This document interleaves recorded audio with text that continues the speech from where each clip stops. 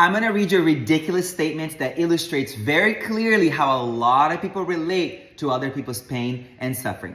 After someone has been in a car accident, we don't show up and ask, hey, have you thought about changing careers? They're lying on the ground bleeding. We're not going to say, hey, have you thought about eating less sugar? I know, let the giggle come. Listen, this illustrates how so many people are not trained or educated in how to relate to other people's pain and suffering. We go, instead of addressing the pain and the suffering that's happening right here, right now, which is the compassionate thing to do, to support someone in ending their pain and their suffering that's currently happening right now. The loving thing to do is to support someone to become happy. Do what you can to support them in creating their happiness. We are oftentimes, too often, jump into the loving thing, which is, what can I do to support them to become happy? Instead of the first step towards a loving bond, a loving relationship is, what can I do to help ease their pain in the moment?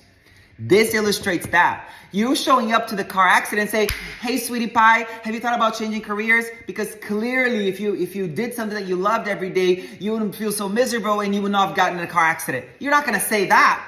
You're going to take them to the hospital. You're going to support them in doing whatever you can to help stop the bleeding. You're not going to say, hey, have you thought about eating less sugar? Because eating less sugar is going to support you to balance your mood. And you're not going to be so off the chart. No. Right there, right now, take them to the hospital.